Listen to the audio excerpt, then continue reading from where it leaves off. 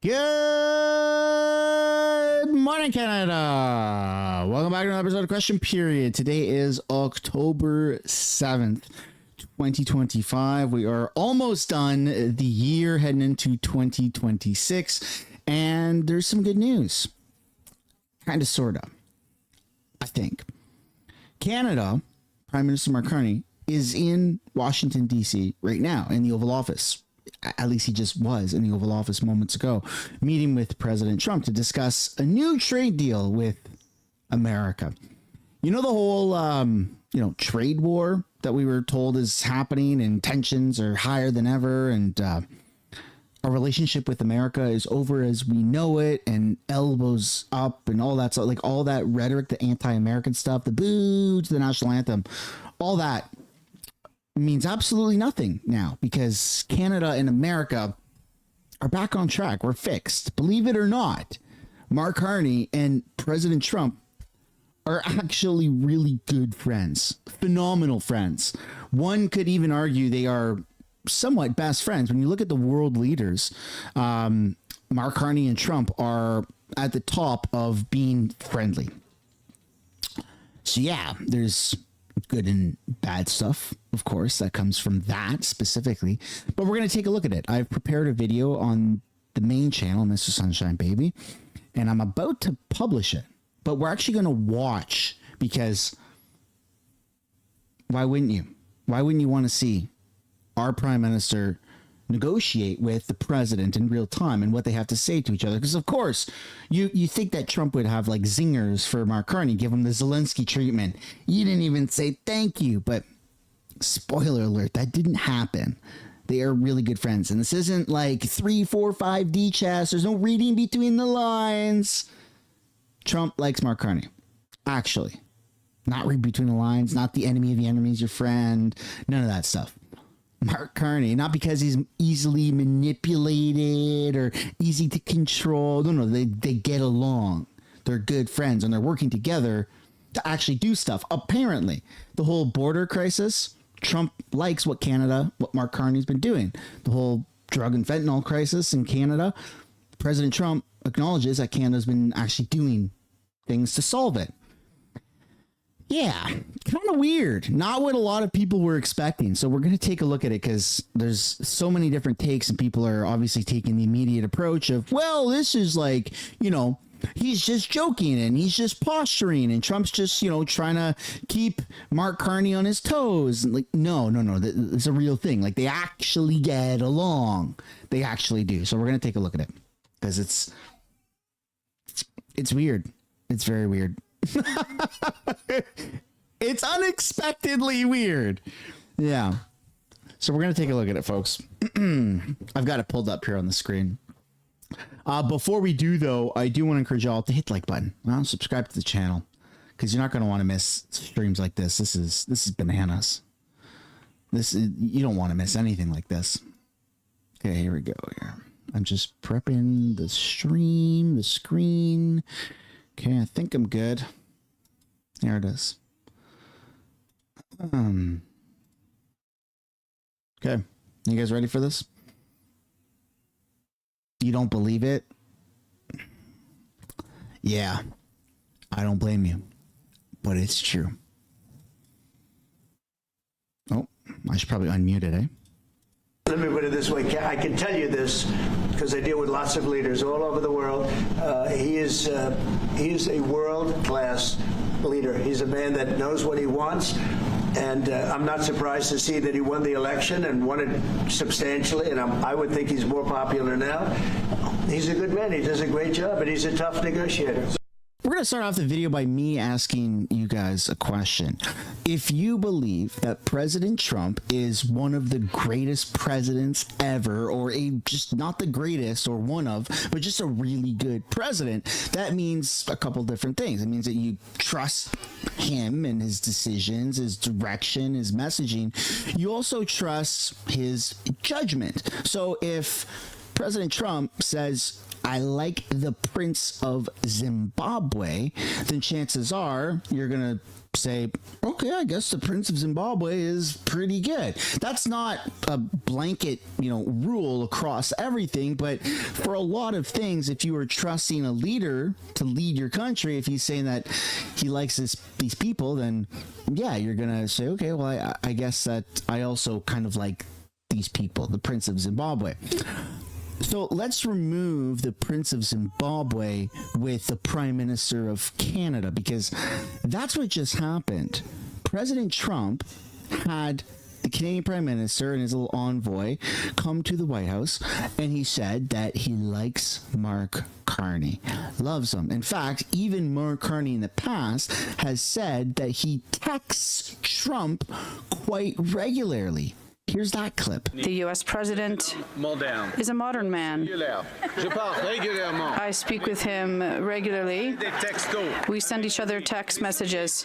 So I find myself in this weird kind of free fall right now where I didn't like Justin Trudeau, right? Governor Trudeau was not good. And then his replacement came in, Mark Carney. And of course, I have a bias. I don't like the Liberals in Canada. They're ruining our country. Yet here we are, the president, who I very much like, saying that he likes Carney very much, and they are very good friends. And that puts me in a weird position, because again, if it was anyone but Mark Carney, if it was the Prince of Zimbabwe, I'd be saying, all right, I guess I like the Prince of Zimbabwe. And the same thing goes for Mark Carney. So the people that voted Liberal in Canada, they voted because Mark Carney was anti-Trump. Mark Carney ran an anti-American campaign just 5-6 months ago. But the reality is that Mark Carney likes the Queen of Zimbabwe. Mark Carney loves the Queen of Zimbabwe. Absolutely gets along with the Queen of Zimbabwe. So Liberals, therefore, those who voted for Mark Carney, should also like the Queen of Zimbabwe, right? Wrong, because it's not the Queen of Zimbabwe, it's Trump. So Liberals who voted for Mark Carney hate Trump, but Mark Carney likes Trump. And conservatives who voted against Liberals usually like Trump, but hate Mark Carney, even though Trump likes Mark Carney. So we find ourselves in this weird parallel universe where it doesn't make really much sense right now. And so we're going to take a look at their press conference, because, again, the state of Canada and America should be that we are stronger than ever. We have joint military bases. We've got very little tariffs on each other. We've got open trade, and we're doing phenomenal. Yet we're in the midst of a trade war. Or are we? Is this all just posturing? These are these are really good questions that we have to ask ourselves, because it feels like a lot of the kerfuffle between the trade war is just temporary kind of, posturing. It feels like the United States and Canada are actually stronger than ever because our leaders adore each other. Let's have a look. Is there anything the Prime Minister has done that's making it more difficult to reach a deal?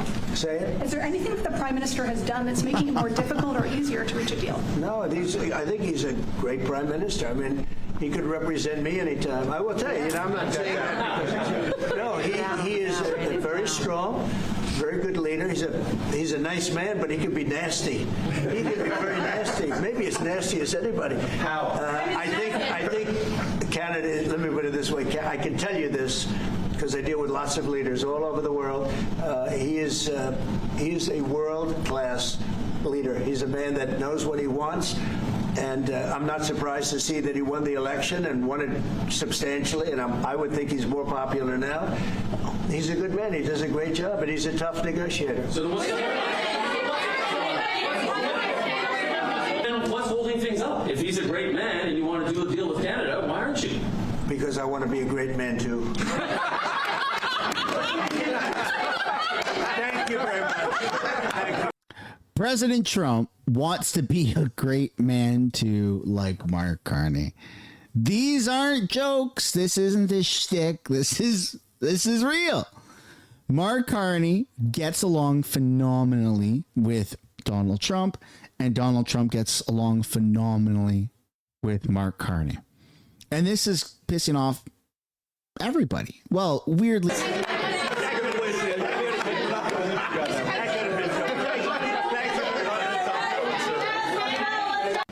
Thank you very much, everybody. It's an honor to have the Prime Minister of Canada, Mark Carney, who I have made very popular. He's an extremely popular Prime Minister, and I'm very honored to do it because I liked him right from the beginning. I've liked him, and we've had a good relationship.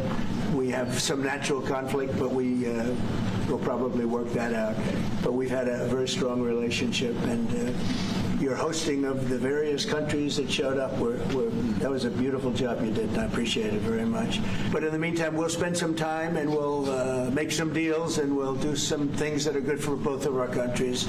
And Mark, it's an honor to have you. Thank you very much. Thank you very much, Mr. President. If I may, you kindly hosted me and some of my colleagues a few months ago, and I said at the time, you are a transformative president. And since then, the transformation in the economy, unprecedented commitments of NATO partners to defense spending, peace from India, Pakistan through to Azerbaijan, Armenia, disabling Iran as a force of terror, and now, and I'm running out of time, but this is many respects the most important.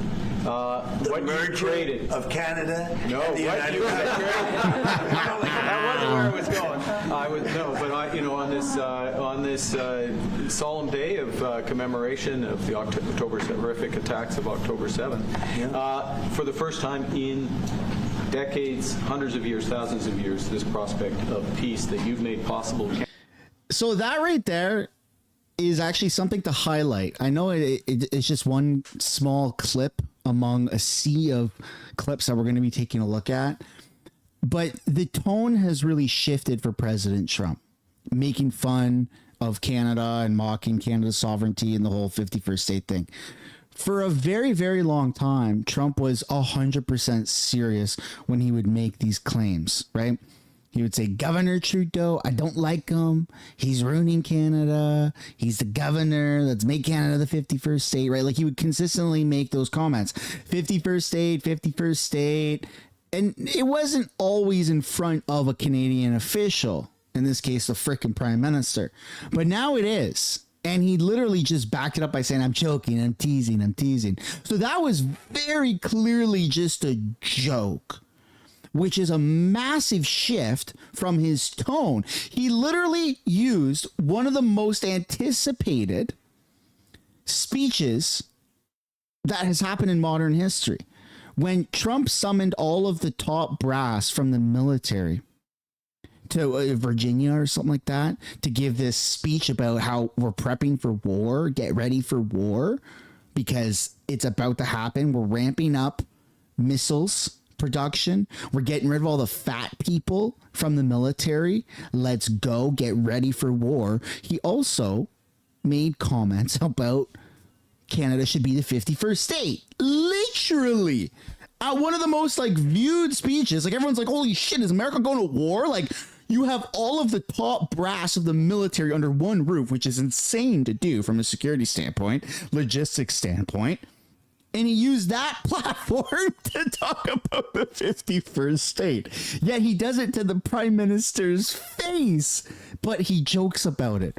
It's a massive shift from being serious about Canada, the 51st state, to I'm just joking. It's interesting to see these subtle little shifts. Canada stands foursquare behind those efforts, and we'll do whatever we can to support Very them. nice. Yeah. Thank you very much. Any questions? What would it take for you to drop or lower your tariffs on Canadian sectors, including aluminum and steel? Well, we're going to be talking about that with the Prime Minister. We'll be talking about tariffs. We'll be talking about a lot of that, but that's for a little bit later on. Acknowledge our great ambassador. Is he doing a good job? He's doing a good job. Otherwise, I'll get him out of there. So, So he's talking about the ambassador, right? Ambassador, is he doing good? The guy with on the end of the couch standing up, right? The ambassador who was on CBC, who's been going around, or CTV, who's been going around saying he doesn't like how Canada has this anti-American rhetoric. That's the ambassador he's talking about.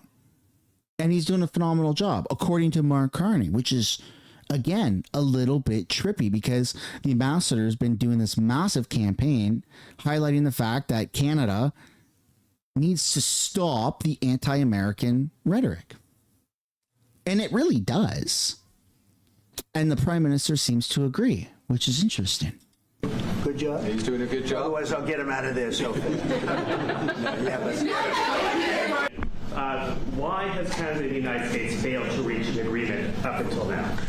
well, it's a complicated agreement, more complicated maybe than any other agreement we have on trade, because, you know, we have natural conflict. We also have mutual love. You know, we have great love for each other. I love this. I love Canada, the people of Canada, and Mark feels the same way about here. The problem we have is that they want a car company and I want a car company, meaning the U.S. wants a car company, and they want steel and we want steel. You know, so in other countries they're very far away, and there's no problem. You can compete and you can do.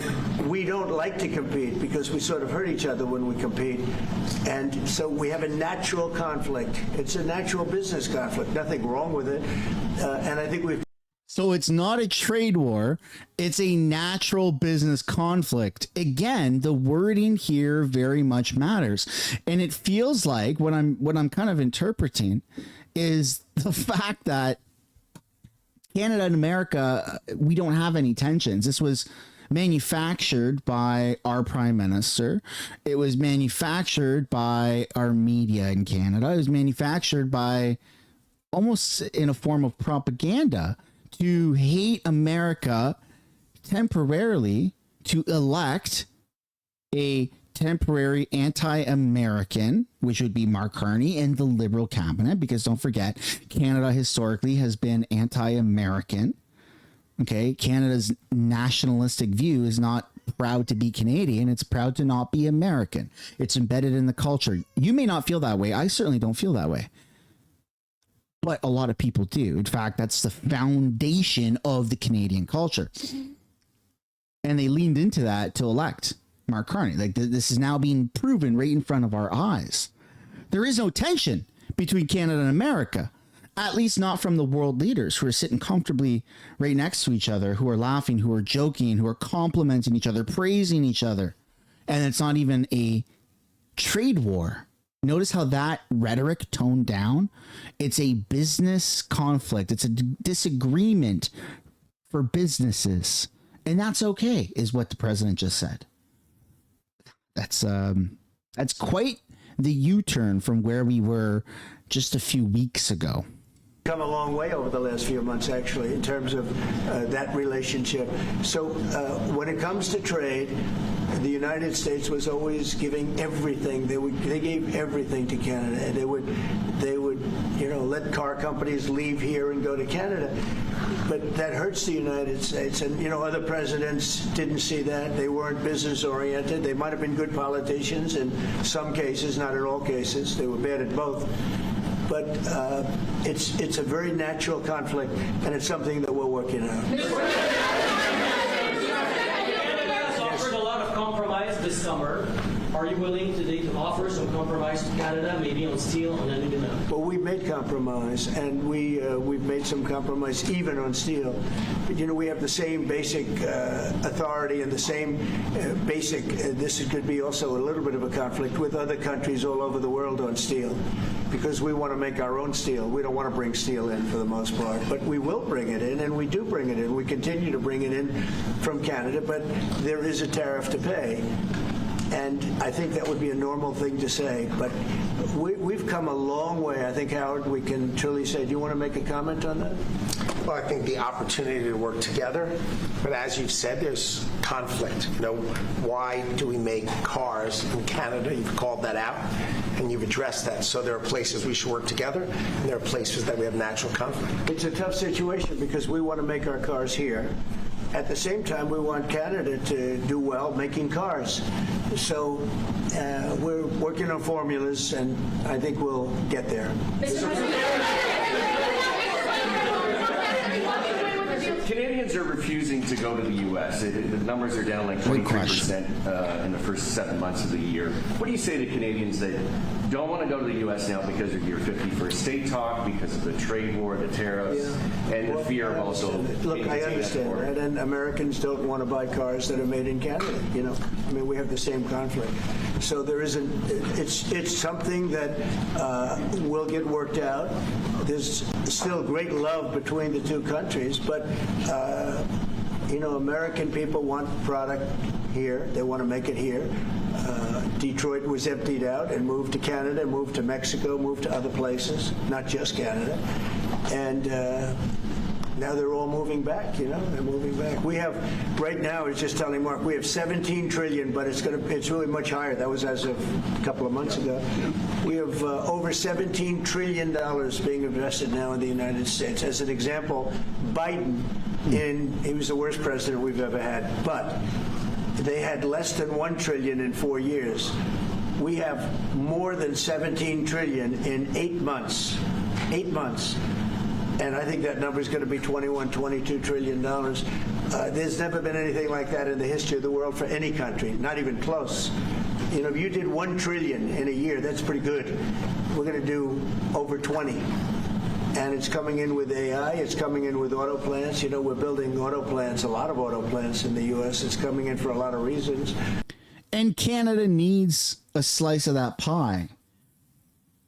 Canada desperately needs that. Canada's not really making any money. And the money that we are making, we're spending more than we're making. We're in a massive, massive deficit. And I think that Trump is, I don't know if he's going to wipe out all the debt that America has during this term, but he's certainly going to do a phenomenal job of start to bring that debt down and increase America's revenue. That's phenomenal. And Canada needs to do the same thing. And so, of course, the Canadian Prime Minister, whoever it is, should be friendly with America and the American administration, especially with it being Trump. Of course. So the whole anti-American thing that Carney was doing, it's not real at all. Turns out that liberals and MAGA are actually not that far apart. It's coming in because of the fact, I think the November 5th election was a big factor, and I think the tariffs are a big factor. And again, we want Canada to do great, but you know, there's a point at which we also want the same business. We're competing for the same business. That's the problem. That's why I keep mentioning one way to solve that problem is a very easy way. But we're competing for the same business. He wants to make cars, we want to make cars, and we're in competition. And the advantage we have is we have this massive market. So it's it's quite an advantage. And you know, Canada, you suffered because of that too, because they'd come here and they'd go into Canada also. So we're like a buffer for that in terms of Canada suffered greatly by Biden and the open border, the policy of open border, totally unchecked, totally unvetted.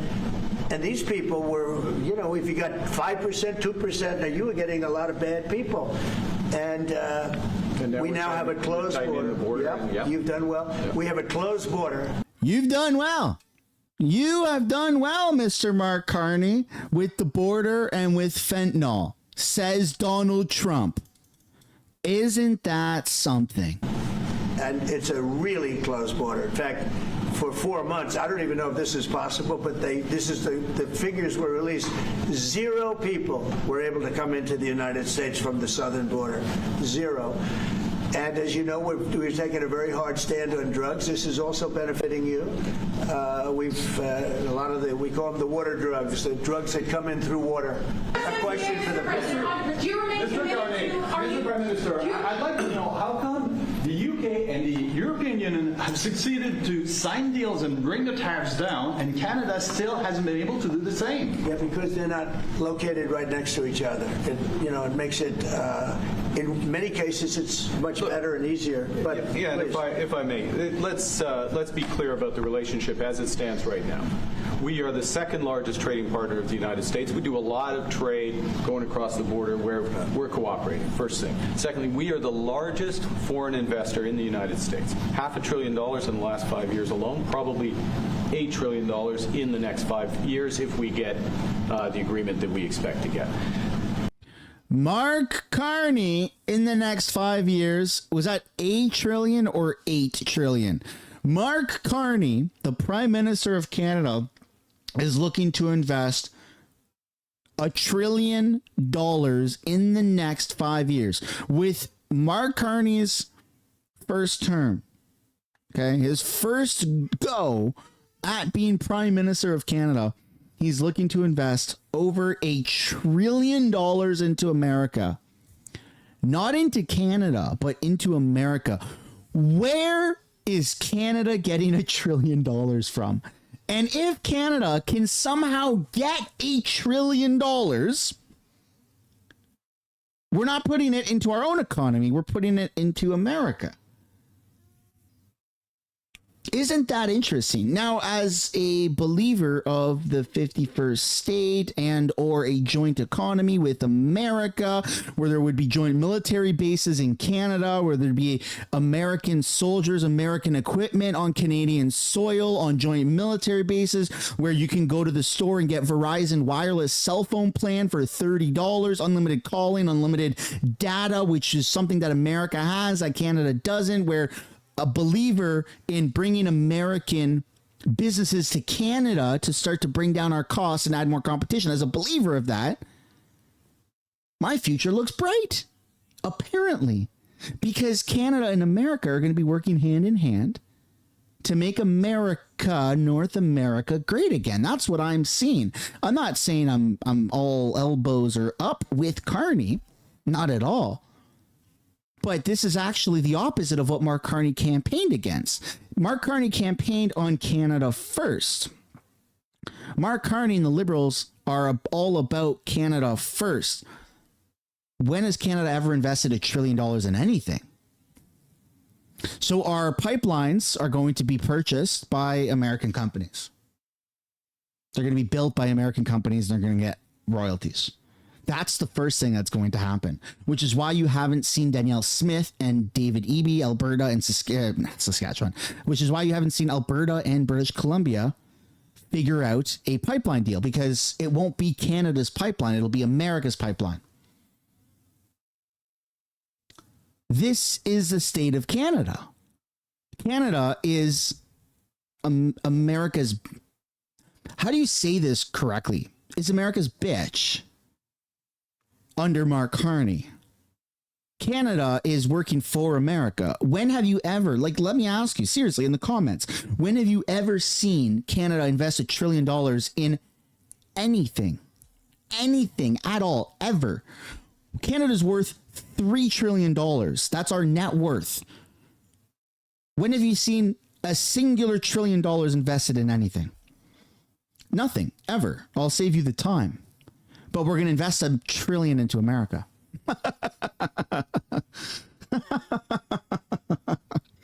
There is no Canada first. The Canada and America merger is inevitable. It just might not look like the 51st state, but it'll be Canada investing $1 trillion into America and America owning Canadian pipelines. And more things. In the next 5 years if we get the agreement that we expect to get. Thirdly, there are areas, as the President just said, where conflict, maybe not so much conflict, we compete. There are areas where we compete, and it's in those areas where we have to come to an agreement that works. But there are more areas where we are stronger together, and that's what we're focused on. And we're going to get the right deal. Right deal for America, right deal, obviously, from my perspective, for Canada. Wait. So one thing where we are working very closely is the Golden Dome. That's the protective mechanism, and you see how that works. It's unbelievable.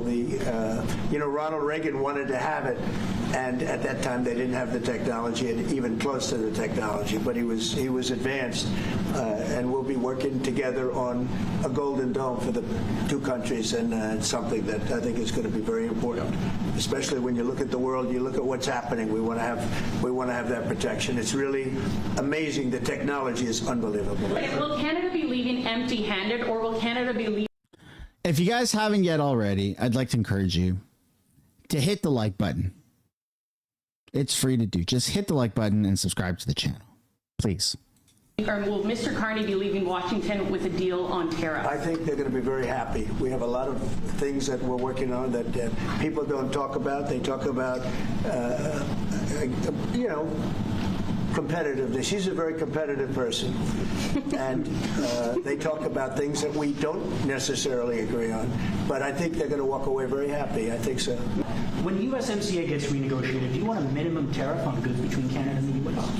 Well, we're going to have tariffs between Canada and, they have them with us. I will say with our farmers, as you know, they went up to as much as 400%, 250, 300, and even one at 401. We found one having to do with a very small product, but it was high.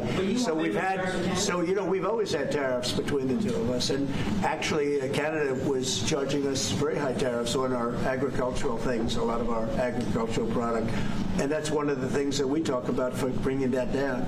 So this is a mutual thing, but we've been charged tariffs. Look, we're the king of being screwed by tariffs, just so you understand. And I'm not talking about with Canada. I'm talking about with countries all over the world. When you look at Europe, when you look at China, when you look at all of the almost every country charged the U.S., we didn't charge them. Because we were led by stupid people in many cases. Stupid people. They took advantage of our country. They're not taking advantage of us anymore. If you looked at the European Union, they're all my friends. I don't blame them. I blame our presidents. I blame our past presidents and, business leaders. But we are the king of countries that have been taken advantage of for many, many years. We've been paying trillions and trillions of dollars and receiving nothing at all. As an example, prior to the deal with Europe, where they pay a lot of money, but they're happy and I'm happy. The deal was good. It's a fair deal, but it wasn't fair. You couldn't put a car into Europe. You couldn't sell your agriculture into Europe. You couldn't do anything. And now we have it so that it's open. We charge them tariffs. We didn't charge them tariffs a car. They charge us tremendous. I said to Angela Merkel once, I said, how many cars have gone to Germany from the United States? And she said, well, I don't believe any. And I said, you're right. You're right. Well, that doesn't happen anymore. And they're paying a fair amount. It's just a fair amount. It's not. I could ask for much more. It's a fair amount. But the United States now is using the same thing that they've used on us. And I just can't believe it's taken presidents so long to do this. And again, we're going to treat people fairly. We're going to especially treat Canada fairly. But I can't believe it's taken so long where we get charged and don't charge them. Japan was a good example. We made a deal with Japan. You saw that, Mark. A deal with Japan. It's a much different deal than we've had in the past. But first name basis, by the way. That's how you know that this is legit. Not, you saw that, right, Prime Minister? Not Carney. First name basis. Hey, Mark. Hey, Marky Mark. Hey, Mark boy. You saw that, right? Yeah, I did, Don. they're BFFs. Oh, this is so funny. They would send us millions of cars, no charge. We weren't allowed to send them cars. We sent no cars. I doubt you had one car go into Jim because we were restricted. They didn't want our cars. Same thing with Europe, same thing with other places. So now all we do now is fairness, but fairness leads us to the most successful country there's ever been. We have some advantages over other countries, and we do have a great market. We have an amazing market. But you know what? If I let this go, if we didn't win this election, if we had these people that were running that were ruining our country, destroying our country with their open borders and men playing in women's sports and transgender from everybody and windmills all over the place. If we allowed that to go on for another couple of years, we would be, I'm not sure that we'd even have a country. Now, I'm not saying Mark Carney is based at all. But if that were Justin Trudeau sitting next to the president and good old Don says what he just said, we can't have men and women's sports. Progressive Trudeau, who, by the way, always sat cross-legged. You remember that? Look at Mark Carney, by the way. He's sitting like a man. So that's, progress. Good job, I suppose. Trudeau would have interfered and he would have said, Canada believes in inclusivity. You're safe in Canada. That's what Justin Trudeau would have said. He would have cut the president. He would have cut Don off. He would have cut the president off and he would have said that. Mark Carney, look, his family life is his family life, whatever. But doesn't Mark Carney have like a kid that transitioned or something like that? And he's sitting there and he's just like, yeah, fair enough, whatever, right? I mean, you got to give it to Carney for just sitting there and be like, yeah. He didn't say nothing. He didn't speak out. In the progressive Canada that we live in right now with the Liberal Party, Trudeau would have spoken out. The Chihuahua would have spoken out. So many Liberal MPs would have clapped back right there. And he didn't. And Carney has skin in the game with the transgender stuff. His kid, I think, is transgender, right? If I'm not mistaken. Wow. That's interesting, man. Wait, this is just all a big show, it seems. Holy smokes. Have a country. Is the fentanyl crisis over with Canada, with the Canadian border? Is what? The fentanyl crisis. No, it's not over. I think it's never going to be over, frankly. But Canada's worked hard and they've done a much better job than in the past. We have very few people coming in through our southern border, too. We've worked with Canada and we've worked with Mexico, so we've made it a lot better.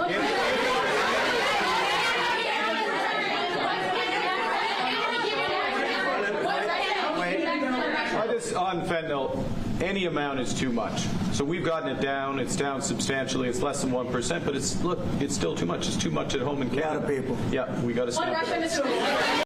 Look at that. They agree that the war that China has inflicted on the West for drugs, for fentanyl, is an actual issue. And this is phenomenal. I'm glad. Look, any prime minister would have agreed with what was just said. That's phenomenal. It's weird that it's Mark Carney saying it and not Pierre Poilievre, but that's good that at least Carney can agree. Trudeau would have said we don't have that problem or whatever. So hey, it's progress, I suppose. I don't like to admit it, but it is objectively. USMCA, are the two of you both committed to seeing it through in the renegotiation of that deal that you made? Well, we could renegotiate it, and that would be good, or we could just do different deals. We're allowed to do different deals if we want. We might make deals that are better for the individual What's your preference? countries. I don't care. I want to make whatever the best deal is for this country, and also very much with Canada in mind. There you go. I mean, there you go, man. President Trump and Mark Carney are they're working together to make North America great again. Whether you want to believe in this or not, whether you think that this is some he's making fun of Carney to his face, his 40 chest. It's not. It really isn't. I'm not going to even entertain these type of conspiracies. This isn't the enemy of your enemy is your friend. Mark Carney and Donald Trump are actual good friends, and they are trying to fix the West in their own respective ways. And Canada ultimately will have to follow suit of what America is saying or doing, no matter how much posturing comes from the Liberals, no matter how much CBC and CTV propaganda there truly is. Canada is working with America. And we just saw it right there. All right. Hit the like button, subscribe. We're going to get into question period. The Honourable Member for Orleans. Mr. Speaker, as President of the Canadian section of the Parliamentary Assembly of the Francophonie, I have Where's the the privilege elbows of up? awarding the Order of the There is Pierre to none. 5 It's all extraordinary Canadians fugazi. It's during all a ceremony made up. held on September 23rd. These leaders in the French-speaking world were awarded for their It's not a dedication bad and take. commitment It's objectively to the the truth. promotion of the French language in the areas of arts, entrepreneurship, the community, and politics. Ms. Edith Butler was promoted to Commander of the Order of the Pléiade, and Mr. René Arsenault, Carl Blackburn, André Gagnon, and Ms. Agnès Mbome received the Medal of the grade of Chevalier. I would like to thank all my parliamentary colleagues who joined me at this ceremony. To the recipients, congratulations and thank you for everything you've done. It really is, and man. please continue supporting the French language in Canada. Thank you. It is very much political theater. Here we go. Oral questions. Questions the Honorable Leader of the Opposition.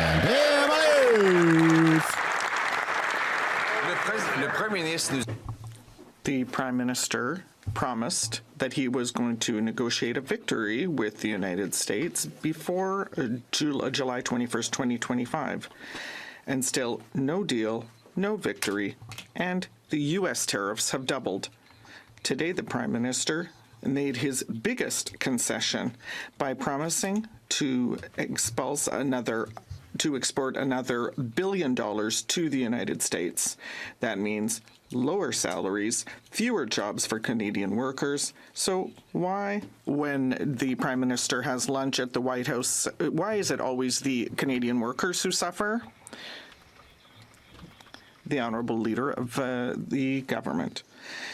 Mr. Speaker, the Prime Minister and many of his colleagues are obviously at the White House today in order to further the interests of Canadians, and I know that the entire country is hoping that our Prime Minister will continue to move this forward, to continue to build Canada, create jobs, and I hope that the Leader of the Opposition supports him on this. The Prime Minister promised victory, but there is no victory. He promised a deal, there is no deal, and now he's promising $1 billion of Canadian investments in the United States with nothing in exchange. Now, what that means is mines that are closing in Quebec that are going to open in Pennsylvania. It means mills that are going to close in BC and open up in the state of Washington. It means plants in Ontario that are going to shut down and then open in Michigan. So why did the Prime Minister sell off Canadian workers during his visit to Washington, the Honourable Leader of the Government? Mr. Speaker, that is completely absurd. The Prime Minister obviously is there to promote Canadian interests, and those include our trade interests, obviously, and secondly, Canadians are proud that big investors in the United States have brought profits back to Canada, to our workers, to people who collect pensions in Canada. So I'm not sure what the opposition leader is referring to, but it seems that he doesn't want the Prime Minister to chalk up a victory today, and that's regrettable. The Prime Minister promised Canadians to, and I quote, negotiate a victory. He promised to have a deal by July 21st, 2025. Still no deal, still no victory. And American tariffs have actually doubled. But today the Prime Minister made his biggest concession of all. He promised to push $1 trillion of investment out of Canada into the United States of America, which will drive down Canadian wages and Canadian jobs. Why is it when the Prime Minister goes for lunch at the White House, it's Canadian workers on the menu? That's right. Because Canada will always be tied together with America. The Prime Minister and his colleagues are at the White House today, advancing Canada's interests, advancing Canada's trade interests, advancing our interests in foreign policy generally. And I know that the hopes of all Canadians accompany our Prime Minister to those meetings where he will very, very clearly defend the rights of Canadian workers and of the Canadian economy. I sure hope the Leader of the Opposition is among those Canadians. The Honourable Leader of the Opposition. Prime Minister casually said, and I quote, $500 billion in the last 5 years alone of Canadian investment has left to the U.S. And he said probably $1 trillion in the next 5 years if we get the agreement that we expect to get. Wow. In other words, he made a massive $1 trillion concession before the deal was even signed and without getting anything in return. $1 trillion of exit investment means closing mines and factories in Canada and opening them in the U.S. Why did the Prime Minister sell out our workers on his visit to Washington? The Honourable Government House Leader. Speaker, we do not need Donald Trump's permission to open mines and roads and infrastructure in Canada. That's exactly what we're going to be doing, is building Canada with Canadian labor, Canadian steel, President Trump just invested Canadian lumber. bought a 10% stake in a Canadian mining company Funds that Canadians are so yesterday. proud of and invest in, who invest all over the world and take their profits back to Canada to pay Canadian pensions. Well, I say bring that on too, Mr. Speaker. America invested did a 10% stake in a Canadian mining company because they're going to be mining in This Alaska. government has already admitted that we have a problem with Canadian pension money leaving Canada to create jobs in other countries. They even created a Brookfield-run program to bring it back. But today, the Prime Minister promised the President that Canadian government policies would drive $1 trillion out of our economy into the American economy over the next 5 years. That is twice as bad as has happened in the last half-decade. This means lost jobs and lower wages for Canadians who already can't pay their bills. Again, why did the Prime Minister sell out Canadian workers in his visit to Washington? The Honourable Government House Leader. You know what Canadians feel when they see the Prime Minister and ministers in the Oval Office defending Canada? Mr. Speaker, they feel pride. They feel pride that this Prime Minister is standing up for our country, standing up for our workers, standing up for our steel industry, and these crazy hair-eyed schemes that the Leader of the Opposition comes up with just to get in the news cycle are quite frankly a little embarrassing.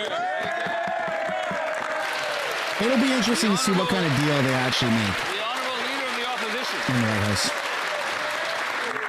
Mr. Speaker, all the hyperventilating in the world will not change the fact that the Prime Minister casually said in the Oval Office today, he bragged that $500 billion Canadian investment dollars have left for the States in the last 5 years, and then promised that $1 trillion more will leave in the next 5 years. That'll mean mines closing in Quebec and opening in Pennsylvania. It'll mean mills closing in BC and opening in Washington State, factories closing in Ontario and going to Michigan. Why is it that the Prime Minister sells out Canadian workers, Canadian jobs, and Canadian investments in the White House?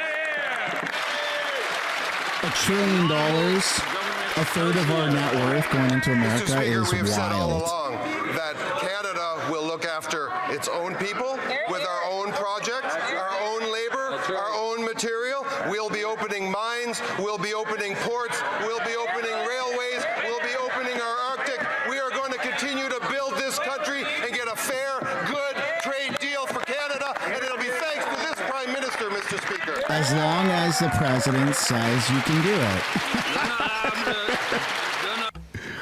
Wow. The Honourable Member for Saint-Jean. Mr. Speaker, the Prime Minister's meeting with Donald Trump was supposed to be about tariffs, and it was supposed to be about getting rid of tariffs, not adding more. Currently, the Prime Minister hasn't gotten anything in Washington. Well, they haven't actually negotiated anything. He's actually suffered 2 failures over the last week. Yeah, but New softwood lumber tariffs and tariffs on trucking, which are hurting Packard in Sainte-Thérèse. No wins and 2 more failures for the Quebec economy. The Prime Minister claimed to be an amazing negotiator. Where are those skills today? well, he hasn't The actually Honourable Government House Leader. negotiated, to be fair. Mr. Speaker, what Canadians are seeing today is a Prime Minister who is standing up for our industries, like our softwood lumber, steel, aluminum, and manufacturing industries, including heavy trucking. Our Prime Minister is working with very complex trade agreements. We already have the best trade system with the U.S. in the world. The Prime Minister is trying to further improve things, and I hope that this member and all of this Parliament are wishing him all success. The Honourable Member for Saint-Jean. Mr. Speaker, it's not clear that anything has been gained when it comes to tariffs. On the contrary. In fact, the press conferences with the Prime Minister and Donald Trump discussed obsessions of Donald Trump's, like his National Guard deployments in Chicago, much more than the economy. Meanwhile, tariffs are going up and going down. And industries like forestry and truck manufacturing are worried about the future. Does this Prime Minister really think that he's getting a passing grade? The Honourable Government House Leader. We understand, Mr. Speaker, that workers are concerned. That is why we have announced significant measures to support our workers in key sectors, the ones my colleague mentioned. But the Bloc Québécois actually seems happy about this unfortunate situation, whereas we are facing the trade problems that are being inflicted by the U.S. on the entire world. We already have the best possible trade system or trade setup, and we will continue to improve it to support our sectors and workers. The Honourable Member for Berthier-Masquinongé. Mr. Speaker, all parties voted to protect supply management and trade agreements, but the Liberals seemed to be ready to go back on their word. The medias have revealed that the Liberals are talking to the U.S. about new concessions in American milk import quotas. And what makes that even worse is that Donald Trump has just said that a trade agreement with Canada would include dairy. We need to protect the entirety of the supply management system, not just keeping it nominally in place while continuing to weaken it. So will the government keep its word and refuse to make any concessions?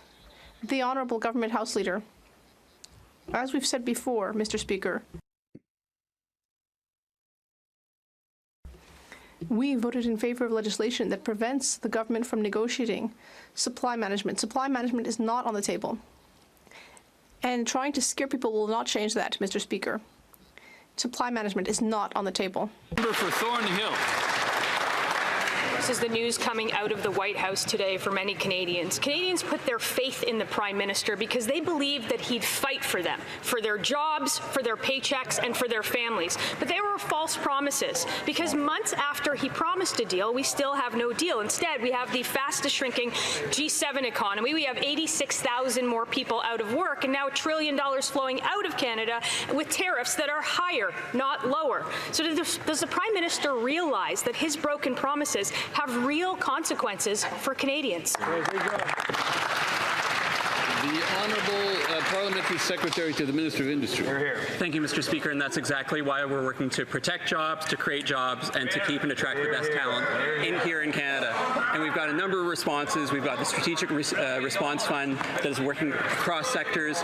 We're building major projects with Canadian steel, Canadian lumber, our Build Canada Homes project, which is bringing tens of thousands of homes across Canada using Canadian products, Canadian workers, Canadian union labor. We'll always be there for our workers and our businesses. Thank you.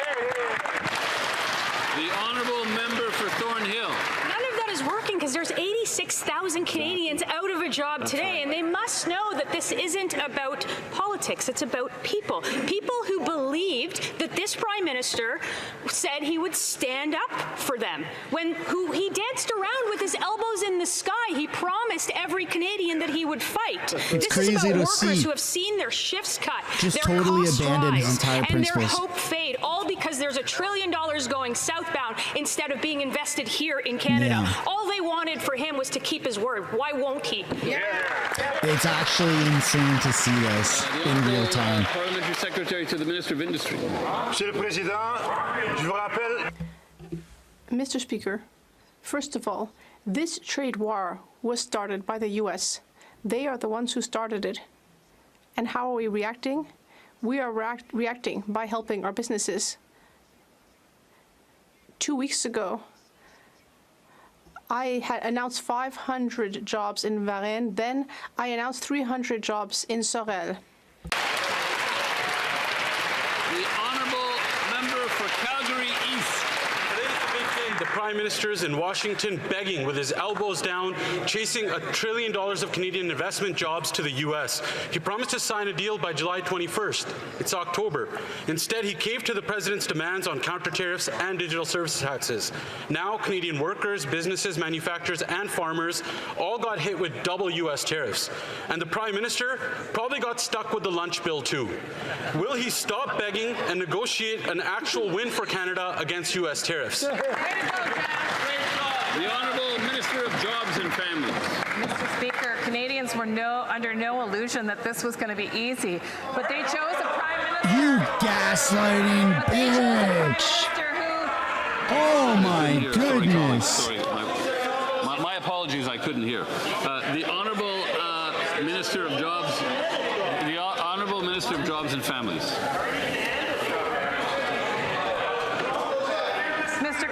Mr. Speaker, Canadians were under no illusion that this would be easy, but what they wanted was a leader that would be truthful with them, that would stand up for them, that would make sure that that the government that they selected would have their backs in difficult times, and that's exactly what we're doing, Mr. Speaker, whether it's investing in our steel industry, whether it's supporting skilled trades, whether it's building major projects, this government has the back of Canadian workers, something I don't think that they can say about the opposite party. The Honourable Member for Calgary East. Canadians were promised one thing, but the bait and switch left them with a leader that's elbows and knees down now. And the Liberals can't get their story straight on the economy. First, they blame Trump's tariffs on having the fastest shrinking economy in the G7. Now they claim they got the best deal on tariffs with the U.S. It doesn't add up. And since the Prime Minister took office, he's doubled the deficit, chased $52 billion of investment into the U.S., and now another $1 trillion, and 86,000 Canadians have lost their jobs. Why? Is it because the Prime Minister's failed trade diplomacy, his failed economic policy, or both? The Honourable Secretary of State for Financial Institutions. Mr. Speaker, when Canadians compared leaders, they had a choice between a world-class leader, world-class economic and business experience, versus a leader with none. On November 4th, we're going to table a disciplined budget that is going to create jobs. You want to talk about job creation, Mr. Speaker? The only job the leader opposite has ever created was the one he left open for the member for Carleton in the last election. Thank you, Mr. Speaker. Holy crap! Oh my goodness. The Honourable Member for Hastings, Lennox and Addington, Tiendinaga. This Prime Minister is a man of sharp contrasts. He vowed to deliver the strongest G7 economy. We have the weakest. He promised thousands of new jobs. 86,000 Canadians have lost theirs. He said he would negotiate a win with the United States. Instead, weak negotiations dressed up as a victory. Mr. Speaker, they talk a big game about having the best deal. It's quite the contrary. Is this failure the result of economic mismanagement, his diplomatic incompetence, or both? Yeah! The Honourable Minister of Jobs and Families.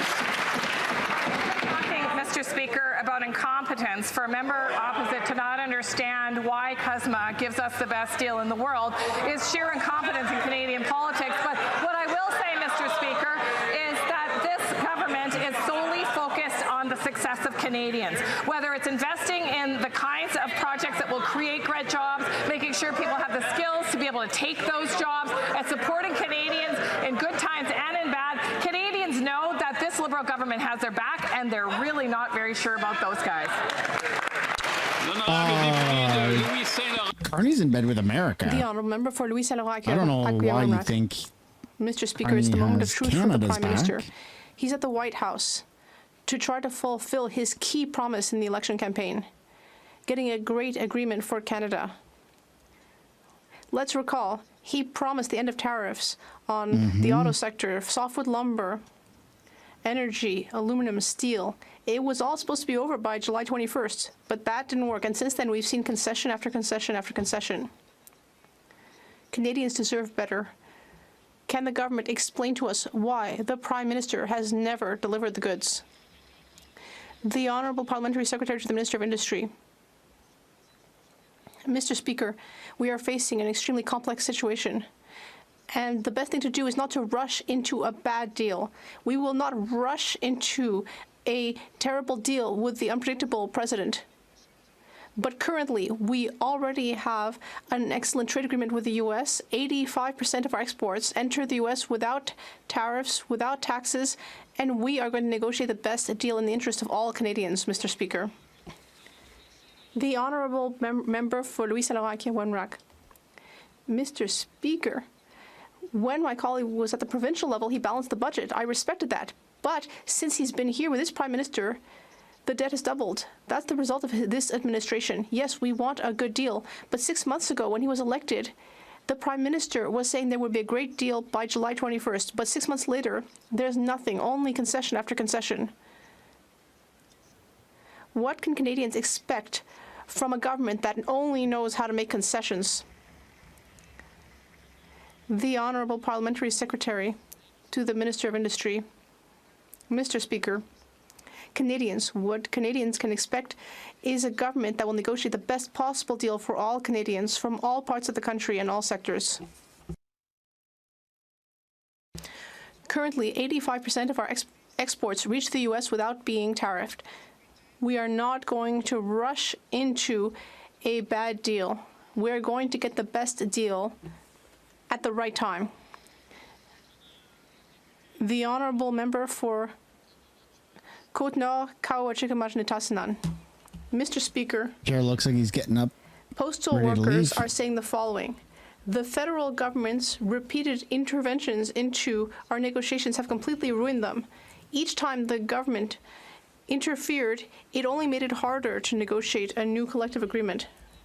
Each time the government has taken action, it's actually made the parties further apart. Mr. Speaker, Ottawa caused this conflict. Ottawa is responsible for the lack of postal services. Does the minister understand the harm that he has caused by dismantling this public service? Pierre's leaving. The Honourable Minister of Government Transformation. Hi, Pierre. I can't believe what I'm hearing, Mr. Speaker. We are not dismantling a public service. We are saving it. There has been a deficit in this service, and currently Canada Post is losing $10 million a day. This labor conflict has been going on for 20 months. The responsible thing to do is to transform Canada Post and be able to bring back this vital service and make it viable once again. The Honourable Member for Laurentides-Labelle.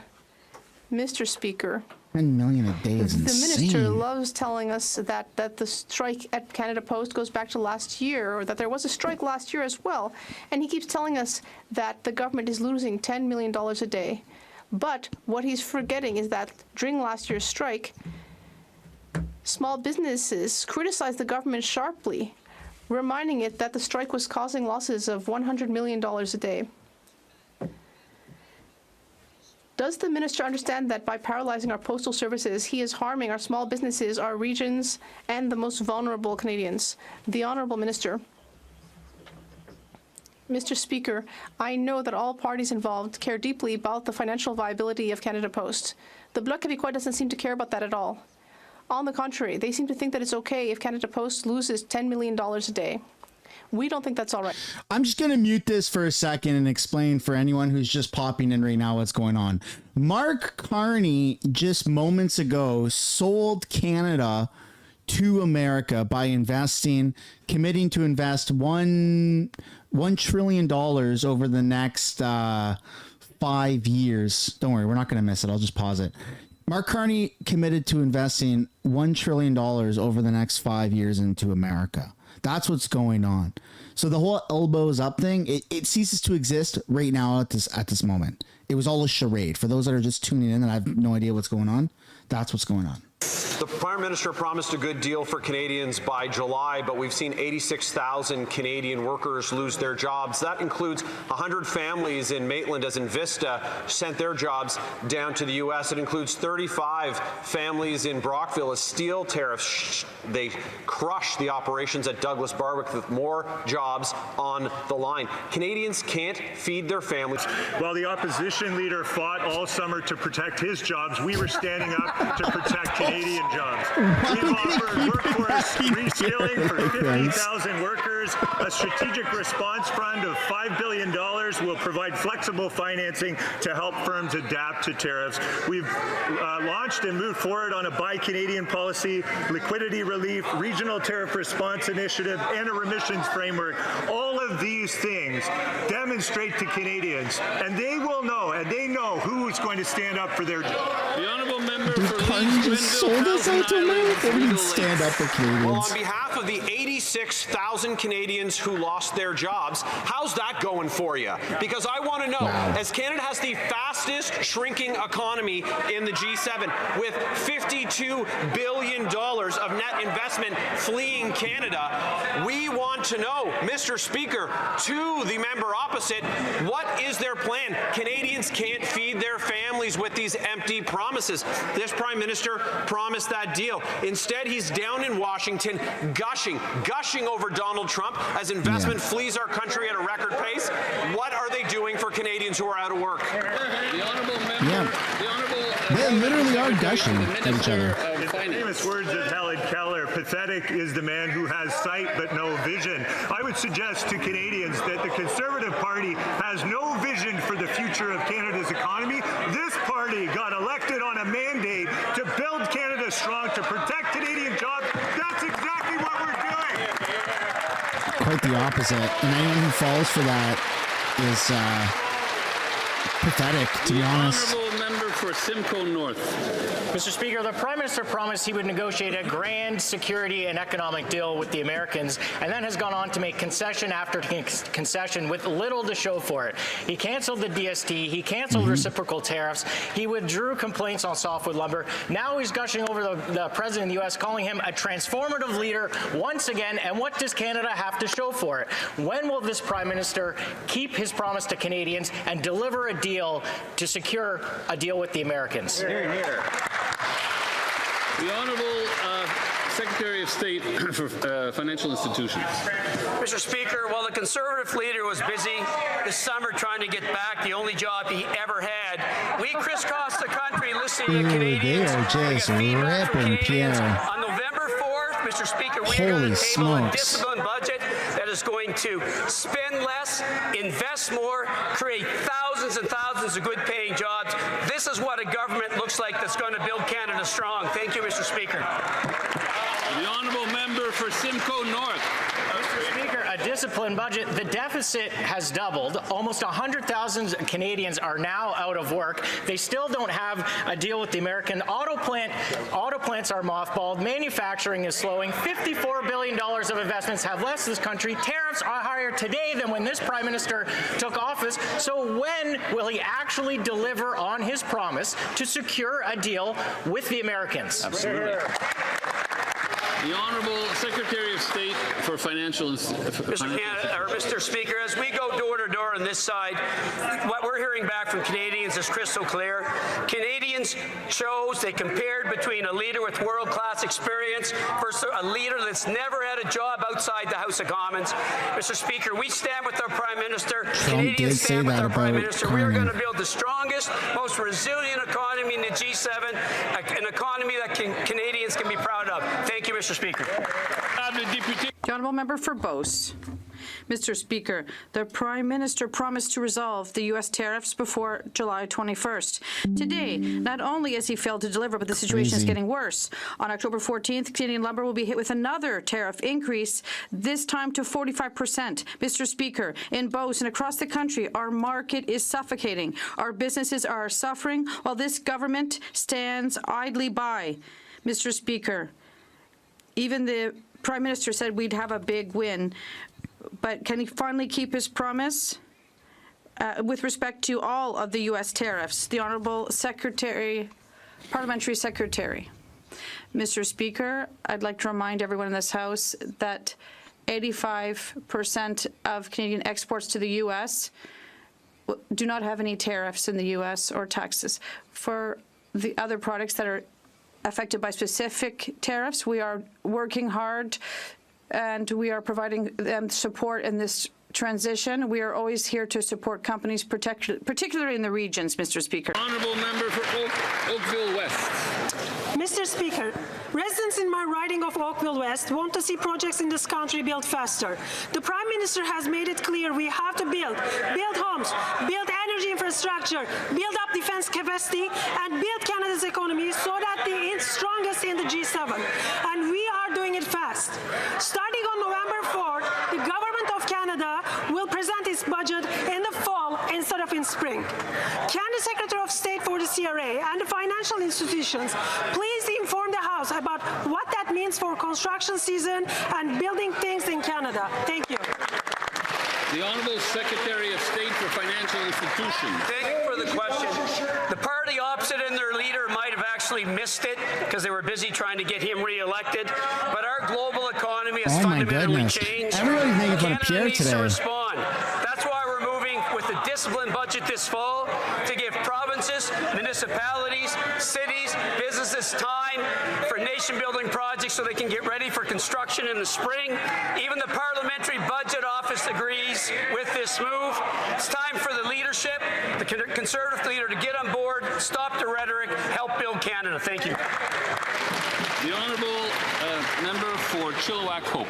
The Prime Minister bragged that he could handle President Trump. He promised to negotiate a win. He said he would have a deal done by July 21st. Well, it's October, and not only is there no win, but the Prime Minister keeps losing. Despite giving concession after concession to the Americans, softwood lumber tariffs have doubled since he took office. His failure to do what he said he would do has already cost hundreds of forestry jobs and put thousands more at risk in BC alone. Why has the Prime Minister abandoned our softwood lumber workers and broken his promise to get a deal done? That's a good question. Parliamentary Secretary to the Minister of Natural Resources. Speaker, we will always stand with communities and workers in softwood lumber industry and across the forestry sector more broadly. We've made significant investments, including $700 million in loan supports, $500 million to diversify the sector to ensure there's jobs not just today, but in the future. And we are entirely seized with this issue, Mr. Speaker. Honourable Member for Similkameen, South Okanagan, West Kootenay. Mr. Speaker, the Prime Minister promised a deal with the Americans by July 21st. Still no deal. In fact, softwood tariffs have doubled. A decade of Liberal failure has lost thousands of lumber jobs. Yesterday, the Mayor of Grand Forks announced an indefinite closure of the Interfor Mill because of these tariffs. 150 jobs lost in a small town. On behalf of these workers, why have these jobs been denied by the Prime Minister? Why has he failed to get a deal? The Honourable Parliamentary Secretary to the Minister of Natural Resources. Mr. Speaker, we stand with the workers in rural communities. Forestry is the heartbeat of Canadian rural life. It provides the roads, it provides the jobs, it provides the community spirit, and we are there with investments to protect workers who have lost their jobs, as well as investments going forward. The government is also looking to use more Canadian lumber in more Canadian products, which is part of our Build Canada strategy. And you can expect to hear more about that in the coming weeks, months, and years. The Honourable Member for Cowichan, Malahat, Langford. The Prime Minister promised to, quote, negotiate a win for Canadians with President Trump. He promised a deal by July 21st, but still no deal. Now tariffs on lumber are set to increase from 35 to a whopping 45%. On Vancouver Island, we have several mills that have curtailed operations to year-end. They face closing entirely if we don't see change. That's thousands of lost forestry sector jobs. When will the Prime Minister finally realize mills will close, thousands of jobs on Vancouver Island will be lost without an end to U.S. tariffs on lumber? The Honourable Parliamentary Secretary to the Minister of Natural Resources. Mr. Speaker, we stand with the workers that are affected by these tariffs, which is why we are providing the supports that we're providing. We are working at every level to resolve this dispute with our American friends, and we are also making investments to support those communities as well as diversify markets going forward. The honourable member for Quebec. Yeah, Pierre's still gone. The Prime Minister promised to deal with President Trump by July 21st, and yet still no deal. Lots of concessions on Canada's part, but still no deal. And what about lumber? Mills back home in places like Florenceville and Plastrock are contending with the challenges these tariffs bring. When the Prime Minister Harper faced this issue, he got it resolved in 80 days. After 10 years without a deal, does this Prime Minister realize that the longer he fails to get a deal on lumber, thousands of jobs back home in New Brunswick are at risk? Parliamentary Secretary to the Minister of Natural Resources. Well, Mr. Speaker, it doesn't feel very resolved. This is a long-standing challenge, but it's one this government is going to be working to resolve by making significant investments in the future of the forestry sector, as well as supporting the workers right now while we work towards a deal. Buying Canada and Canadian procurement is a significant part of this component, which is why it's so important that we support projects like Build Canada Homes. I hope the members opposite will do just that and get on board. The honourable member for Calgary-Midnapore. Mr. Speaker, the Liberals continue to break their promises. The Prime Minister claimed he would make Canada an energy superpower, but refuses to put even one pipeline on his project list. No, he will, also told and us he'd it'll be create paid jobs, for by but America. Canada has lost 86,000 jobs Mark my since he words. took over. That includes 1,000 people let go in the oil sector in Calgary this last week. So does the Prime Minister realize that his broken promises have real consequences for Canadian workers? The Honourable Parliamentary Secretary to the Minister of Natural Resources.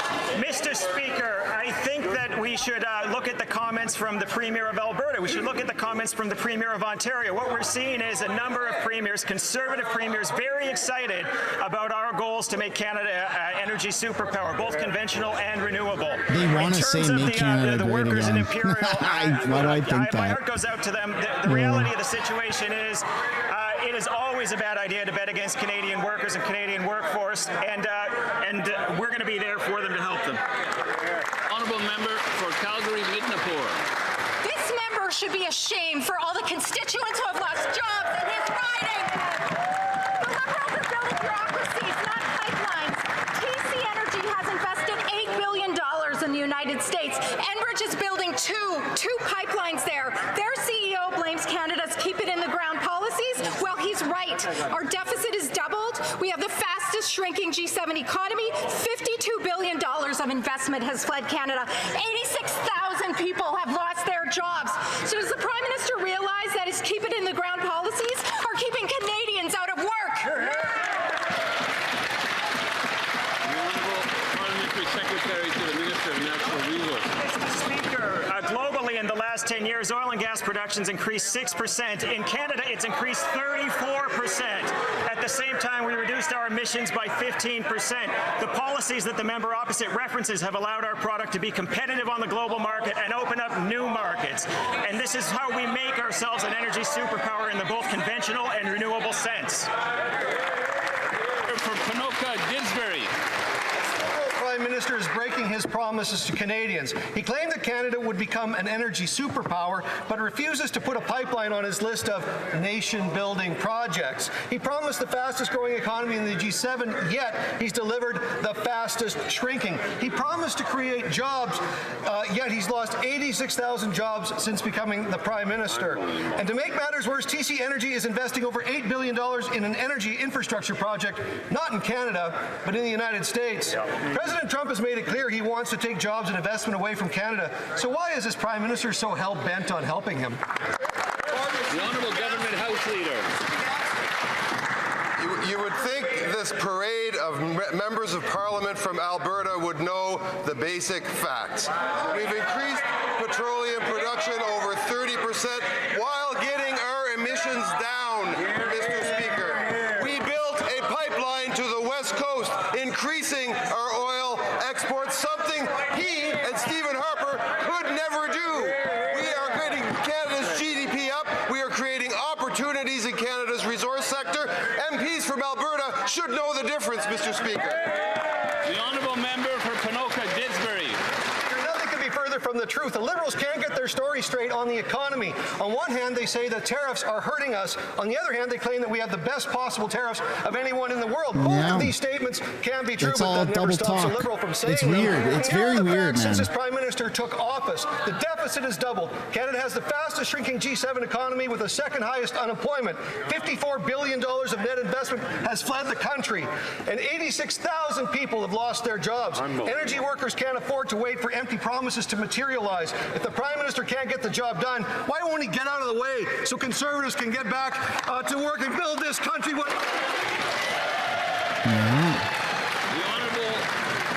Honourable Parliamentary Secretary to the Minister of Industry. Thank you, Mr. Speaker. You know, in this crisis that we're in, it is so important to work hard to protect jobs, to create jobs, and to bring the talent that we need to this country.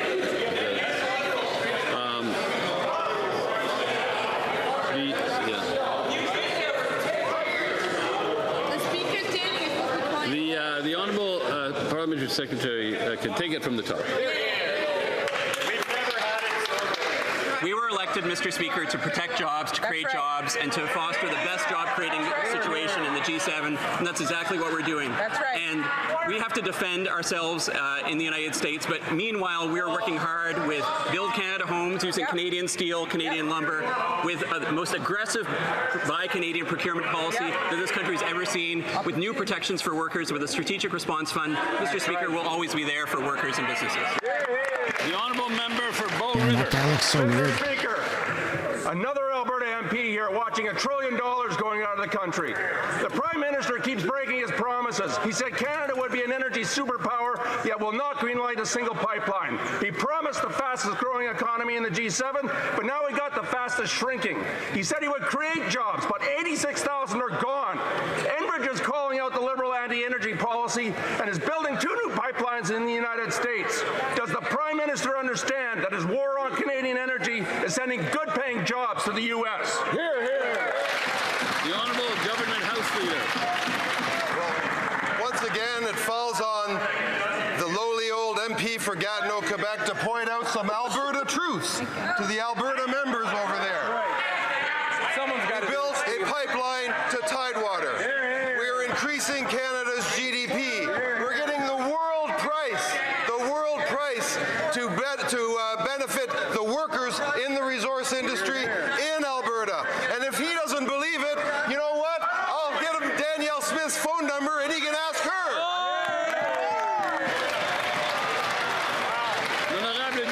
The Honourable Member for Madawaska-Restigouche. Mr. Speaker, our 2 official languages are part of our Canadian identity. Can the Minister tell us what measures our government is putting in place to support and strengthen French language education in minority communities? And so what is our government doing to support and improve French language education in minority settings? The Honourable Minister.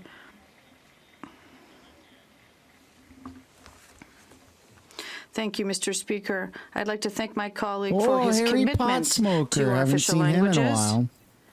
Our government has already announced more than $732 million to support French language education across the country, from preschool to post-secondary education.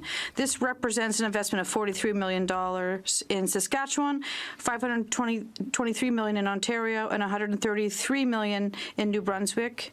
And another announcements are upcoming. Bilingualism is at the heart of our Canadian identity and a source of great pride for all of us. The Honourable Member for Chicoutimi. Mr. Speaker, people in the aluminum sector in Saguenay are expecting results because everyone knows that the Prime Minister said that he would be the man to negotiate with the Americans. But since he's been elected, tariffs have doubled. Despite concession after concession, companies are still facing uncertainty and we're more vulnerable than ever. Will the Prime Minister keep his promise and end all the tariffs? The Honourable Parliamentary Secretary to the Minister of Industry. Mr. Speaker, we have been to Saguenay. We have spoken with the entrepreneurs there. The aluminum situation is concerning. We do have measures and programs for companies. In the meantime, I'd like to remind this House that 85% of Canadian exports do not have tariffs. Thank you. The honourable member for Chicoutimi-Lafiole. Mr. Speaker, I'd like to say that the deficit has doubled.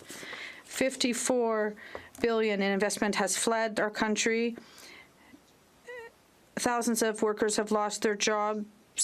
And we're far from the G7 country with the best company. On the contrary, with this government, we're not competitive. The Prime Minister promised he would remove all tariffs on everything. Why has he not kept his promises? The Honourable Parliamentary Secretary. Mr. Speaker, people say it takes two to tango, and to take tariffs, we also have to be able to negotiate with our counterparts. And to date, this hasn't been necessarily possible. So we don't want to rush and just take anything. We want to obtain the best possible deal in the circumstances. Thank you. Member for Aurora Oak Ridges, Richmond Hill. Mr. Speaker, the Prime Minister promised to, quote, negotiate a win with President Trump and get a deal by July 21. 3 months later, there is still no deal. He promised elbows up, and then he caved on counter tariffs and more, getting nothing in return but higher U.S. tariffs. He promised the fastest growing economy in the G7, and he delivered the fastest shrinking G7 economy with the second highest unemployment. For the 86,000 workers who have lost their jobs since he took office, time is up. Will the Prime Minister keep his promise and negotiate an end to all U.S. tariffs today? Yeah. The Honourable Government House Leader. Well, Mr. Speaker, after this entire question period, Canadians can be forgiven for thinking that it takes these Conservatives a little long to get out of their seat when it comes to defending this country. That's right. It looks a little too sneakily much like these Conservatives are happy to see a tough negotiation in the White House. Mr. Speaker, Canadians will not accept anything but standing foursquare behind our Prime Minister, this government, as we take Canada's hopes, Canada's dreams to Washington and get the best deal possible. That's what we'll be doing, and the Conservatives should not look like they're celebrating anything else. The Honourable Member for Thunder Bay, Rainy River. Mr. Speaker, many years of underinvestment in affordable housing for both Indigenous people and Northerners has resulted in a serious gap in affordable housing for both of these groups.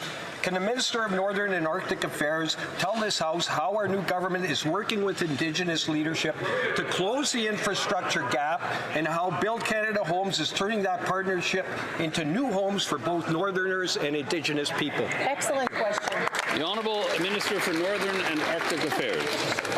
Mr. Speaker, through Build Canada Homes, our new government is working with Nunavut Housing Corporation to deliver hundreds of new homes, including factory-built units to build more faster. Wow. We're working with Indigenous partners so homes are safe, culturally appropriate, and not overcrowded. And we're supporting Nunavut's goal of 3,000 homes by 2030. Wow. We're also applying this Indigenous-led Northern-ready approach across the North, delivering homes and strengthening communities, because reconciliation means delivering results together. Hear, hear. The Honourable Member for London Fanshawe. Mr. Speaker, the Liberal Prime Minister keeps breaking promises to Canadians. He promised the fastest growing economy in the G7, but delivered the fastest shrinking economy. He promised to create jobs, but Canada has lost 86,000 jobs. These failures have real consequences. Ontario has lost 38,000 manufacturing jobs because of the U.S. tariffs. In the London region, June's job losses pushed unemployment to 7.2%, second highest non-pandemic rates since 2016. Does the Prime Minister realize his broken promises are having dire effects on Canadians? Well done. The Honourable Parliamentary Secretary to the Minister of Industry.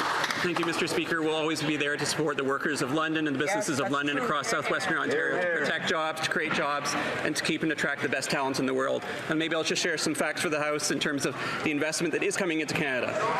Second largest FDI stock to GDP ratio among G20 countries in 2024, Mr. Speaker. Second highest out of 25 countries in the Carney FDI Confidence Index, Mr. Speaker. That's investment that's coming into the country, and with our ministers and our trade diversification strategy, we expect more jobs, more businesses, more FDI to Canada. Very good. The honourable member for Courtenay Alberni. Mr. Speaker, on BC coast alone, there are 900 vessels, 90 of them over 500 tons at the end of their life, posing an imminent threat to our environment if they aren't recycled. Towing even one large BC ferry from Vancouver Island to Halifax to be recycled could cost millions. In Port Alberni, we're ready to build a ship repair and recycling centre of excellence in partnership with First Nations. Will the minister commit to European Union-style regulations to protect workers, safeguard the environment, and secure this nation-building infrastructure? The Honourable Government House Leader. Well, Mr. Speaker, I look forward to working with my honourable colleague on this issue. We've had many interesting conversations, and we'll have, I'm sure, many more. We're protecting the environment, of course, Mr. Speaker. We're removing wrecked and abandoned vessels. For issues like shipbreaking, for example, we work closely with our provincial counterparts. We're going to be taking action to protect our waters and our coast, Mr. Speaker.